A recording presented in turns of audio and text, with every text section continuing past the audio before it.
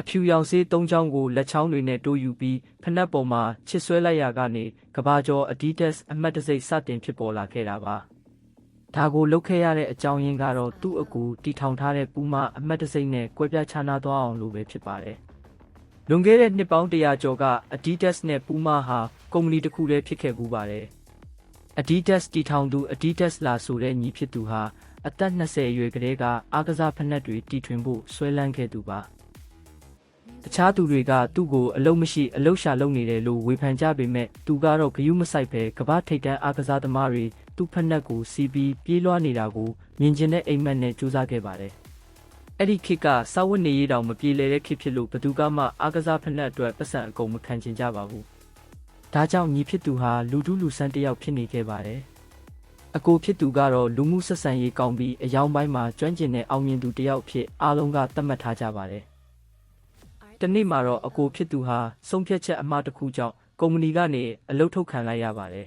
။စိတ်တက်ကြနေတဲ့အချိန်မှာ Friday ဆိုတဲ့အမျိုးသမီးနဲ့ဆုံတွေ့ခဲ့ပြီးတယောက်နဲ့တယောက်သဘောကျသွားခဲ့ကြပါတယ်။အကိုဖြစ်သူဟာကုမ္ပဏီကနေအလုပ်ထုတ်ခံရတာကိုညီဖြစ်သူကြောင့်လို့ထင်ပြီးရံပွဲတွေတောင်ဖြစ်ခဲ့ပါသေးတယ်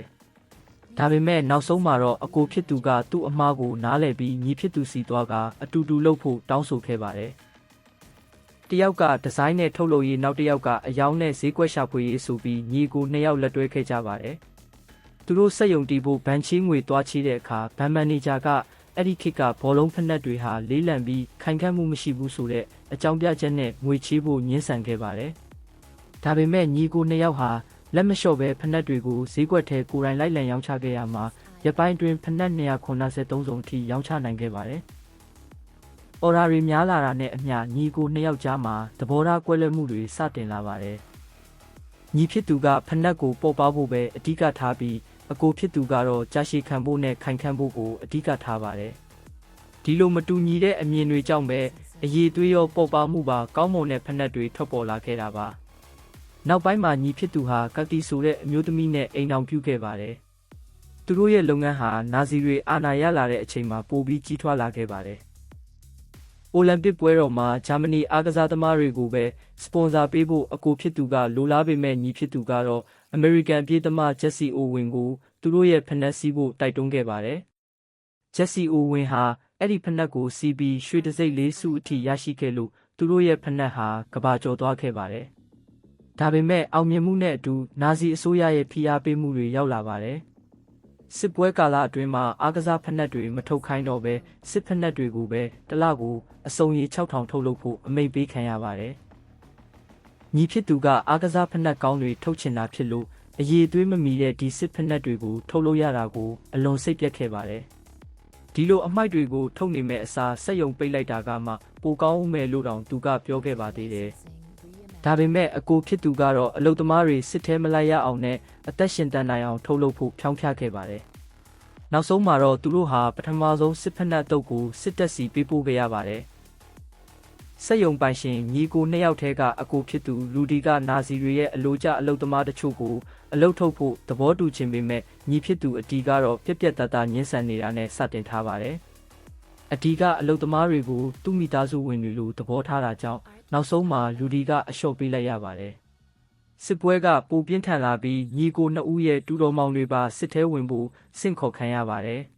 ။အတီကကလေးတွေကိုကာကွယ်ဖို့စက်ယုံထဲမှာအလုခံထားခြင်းပေမဲ့နာဇီတွေရဲ့စစ်ဆေးမှုကအရန်တင်းကျပ်နေတာကြောင့်လူဒီနဲ့ထပ်ပြီးအခြေတင်ဖြစ်ကြပြန်ပါတယ်။နာဇီအရာရှိတွေကအတီကိုပဲစက်ယုံအတွက်မရှိမဖြစ်လူလို့တတ်မှတ်လိုက်ပြီးလူဒီကိုတော့ရှေ့တန်းစစ်မျက်နှာကိုထွက်ဖို့အမိန့်ပေးလိုက်ပါတယ်။ဒါကိုလူဒီကမကျေနပ်ပဲသူ့ညီပေါ်အညိုးတေးတွေစတင်ထားရှိလာပါတော့တယ်။လူဒီစစ်ထဲထွက်သွားရချိန်မှာအတီကစက်ယုံကိုဒုံးပြန်အစိပ်ပိုင်းတွေထုတ်လုပ်တဲ့စစ်လက်နက်စက်ယုံဖြစ်ပြောင်းလဲလိုက်ရပါတယ်။အတီကစိတ်မသက်မသာဖြစ်နေပေမဲ့ညဘက်တွေမှာသူဝါဒနာပါတဲ့အားကစားဖက်နက်တွေကိုတိတ်တဆိတ်ထုတ်လုပ်ရင်းအားတင်းနေရပါတယ်။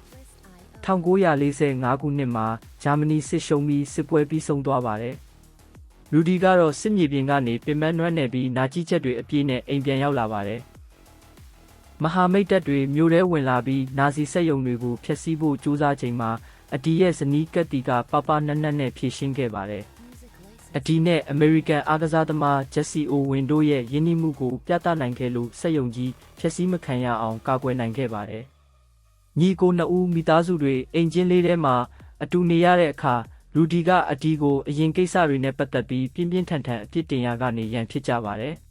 ။အဲ့ဒီနောက်မှာရူဒီကိုမဟာမိတ်တပ်တွေကနာဇီထောက်ခံသူဆိုတဲ့ဆွဆွဲချက်နဲ့ဖမ်းဆီးခေါ်ဆောင်သွားပါတော့တယ်။ရူဒီကဒါဟာအဒီရဲ့လက်ချက်လို့ထင်ပြီးမဟာမိတ်တွေစီမှာအဒီကိုလည်းနာဇီထောက်ခံသူလို့ပြန်လည်တိုင်တန်းလိုက်ပါတယ်။စုံစမ်းစစ်ဆေးမှုတွေအပြီးမှာနှစ်ယောက်လုံးအပြစ်မရှိကြောင်းပေါ်ပေါက်ခဲ့ပေမဲ့ညီကိုကြားကတန်ရောစင်ကတော့အဖက်ဆယ်မရအောင်ပျက်စီးသွားပါပြီ။ရူဒီကအဒီရဲ့ဇနီးကက်တီနဲ့ပတ်သက်ပြီးကောလာဟာလာတွေဖြန့်ပြီးမိသားစုကိုပါဖြိုခွဲဖို့ကြိုးစားခဲ့ပါတယ်။နောက်ဆုံးမှာတော့ညီကိုနှစ်ဦးလမ်းခွဲလိုက်ကြပြီးအဒီကအဒီတက်စ်ကိုတီထောင်ကရူဒီကပူးမားကိုတီထောင်လိုက်ပါတော့တယ်။1954ခုနှစ်ကမ္ဘာဖလားမှာဂျာမနီအသင်းကအဒီထုတ်လုပ်တဲ့စတုတ်ဖက်နှက်တွေနဲ့ဗိုလ်ဆွဲသွားခဲ့ပါတယ်။ဒီအောင်မြင်မှုကြောင့်အဒီတက်စ်ဟာကမ္ဘာကျော်သွားခဲ့ပေမဲ့ညီကိုနှစ်ဦးကတော့တေဆုံးတဲ့အထိတယောက်နဲ့တယောက်ပြန်မတည့်ကြတော့ပါဘူး။